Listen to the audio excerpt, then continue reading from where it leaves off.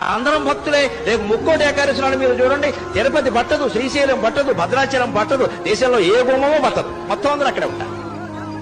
ఆ రోజు మహాపుణ్యం చేసిన పాపాలన్నీ పోతాయి. అంటే అన్ని పాపాలు చేశాడు అనమాట ఈయన.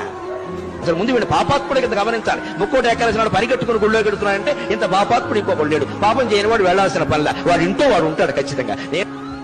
అదే రోజు అదే ముహూర్తం అంటే అలాగే జరుగుతాయి. ఏమిటా పిచ్చి, ఏమిటా వెర్రి? ముక్కోటి ఏకాదశి నాడు పెడతారా? మన్నాడు వెళ్ళండమ్మా, 3 రోజులు అయ్యాక వెళ్ళండమ్మా. విష్ణుమూర్తి ఏమైనా కోపడతాడా? ఉత్తర ద్వారంలోంచే వెళ్ళాలి, తలుపులు బద్దలైపోవాలి. బాగా మనస్సు నిండా బుర్ర మడ్డి పెట్టేసుకుని మనస్సు నిండా ఆ రోజే చూడాలి, అలాగే వెళ్ళాలి, ఏమైనా సరే వెళ్ళాలంటే ప్రమాదాలే జరుగుతాయి. అంచేత పుణ్యక్షేత్రాలు, తీర్థాలు, పుణ్యతిథులు ఇవేవి ముఖ్యం కాదండి. శరీరాన్ని మించిన క్షేత్రం లేదు, మనస్సును మించిన తీర్థం లేదు. సత్ప్రవర్తన కలిగి ఉంటే నువ్వే ఒక పుణ్యక్షేత్రం, నీకు నువ్వే ఒక పుణ్యతీర్థం.